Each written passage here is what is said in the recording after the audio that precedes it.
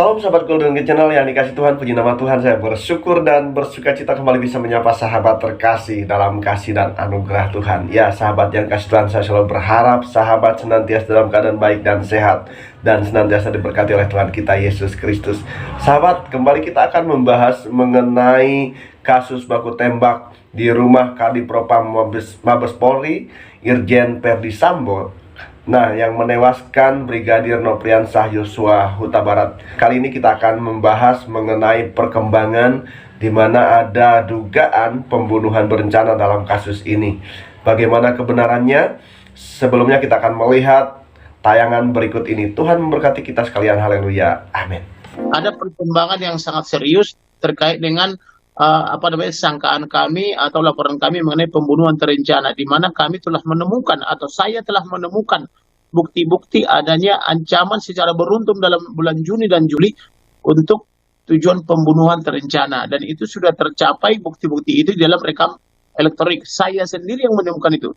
Saya kerja siang malam, bahkan 1 minggu ini hampir tidak tidur, hanya sedikit rebahan kalau lagi di pesawat saya memejamkan mata selama perjalanan, hanya itu saja. Tapi orang-orang juga mengatakan, misalnya Denny Siregar mengatakan saya itu cari panggung. Nah, tapi itu kan cara orang berpikir. Kita tidak perlu harus somasi orang-orang seperti itu, karena setiap orang bebas berpendapat. Ada juga orang wartawan mengatakan bahwa saya ini katanya berkomplot dengan polisi, makanya perkara yang nggak tuntas-tuntas. Setiap orang kan boleh berpikir. Makanya Mahatma Gandhi mengatakan, actually there are no limits Satan tells, but human being limited himself. Artinya pikiran liar manusia itu ada, kita tidak bisa batasi. Tapi manusia yang suka membatasi cara berpikirnya. Jadi itulah demokrasi, setiap orang boleh berpendapat. Jadi kasus yang sudah publik boleh kita pakai untuk sebagai rujukan dalam suatu diskusi atau dalam suatu perkara. Ya, demikian sahabat yang kasih Tuhan, tayangan video yang mulai kita saksikan bersama-sama mengenai yaitu adanya dugaan pembunuhan berencana di dalam kasus baku tembak di rumah Kadipropam Mabes Polri Irjen Verdi Sambo yang menewaskan Brigadir Nopriansah Yosua Huta Barat. Sahabat kasih Tuhan, hal ini disampaikan langsung yaitu oleh pengacara dari almarhum keluarga Yosua Huta Barat, yaitu Kamarudin Simanjuntak. Sahabat kasih Tuhan, beliau mengatakan bahwa adanya dugaan pembunuhan berencana di dalam kasus ini, karena hal ini mengindikasikan dari yaitu penelusuran yang dilakukan dari media elektronik, di mana ini menjadi satu bukti adanya dugaan perencanaan pembunuhan bagi Brigadir Nopriansah Yosua Huta Barat. Sahabat kasih Tuhan,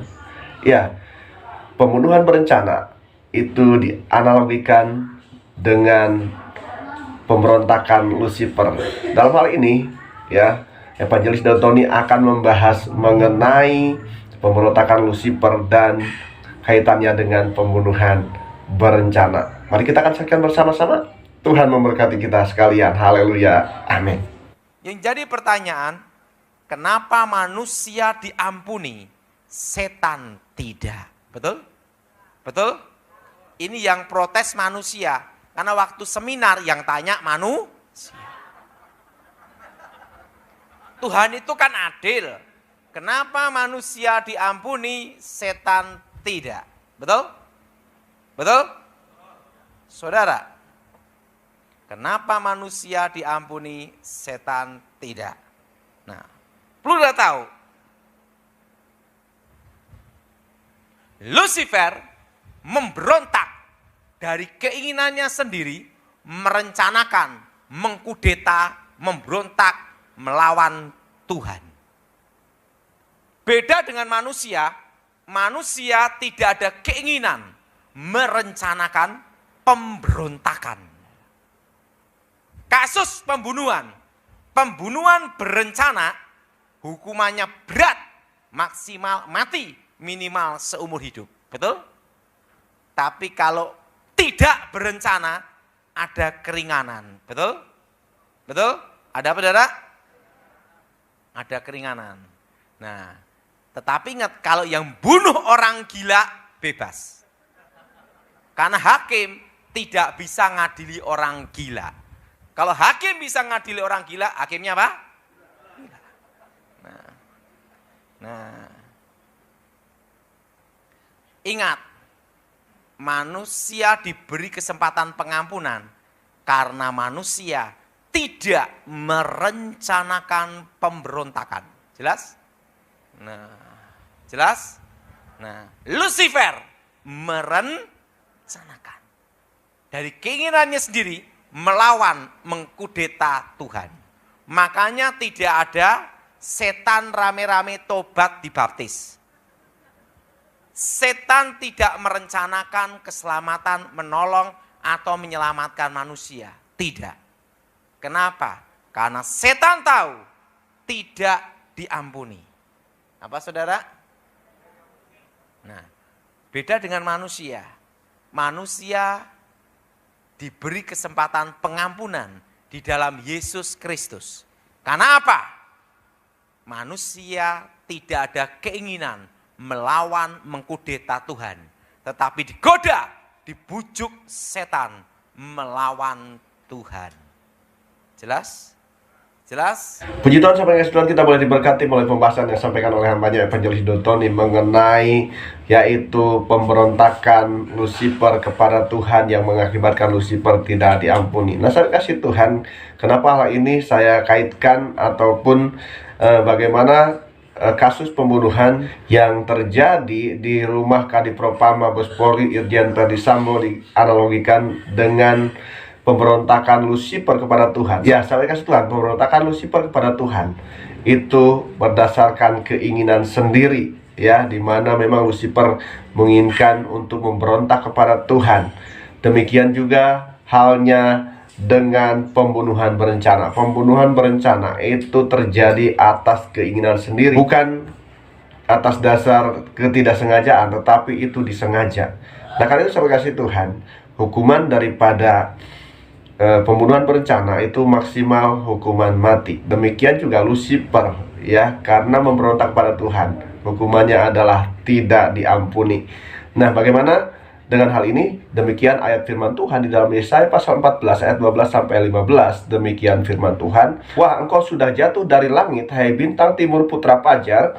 Engkau sudah dipecahkan dan jatuh ke bumi, hai yang mengalahkan bangsa-bangsa. Engkau yang tadinya berkata dalam hatimu, aku hendak naik ke langit, aku hendak mendirikan tahtaku mengatasi bintang-bintang Allah, dan aku hendak duduk di atas bukit pertemuan jauh di sebelah utara. Aku hendak naik mengatasi ketinggian awan-awan, hendak menyamai yang maha tinggi. Sebaliknya, ke dalam dunia orang mati engkau diturunkan ke tempat yang paling dalam di liang kubur. Nah, saudara kasih Tuhan, jadi perkataan yang menunjukkan bahwa Lucifer tidak diampuni dikatakan di sini bahwa sebaliknya, ke dalam dunia orang mati engkau diturunkan ke tempat yang paling dalam di liang kubur.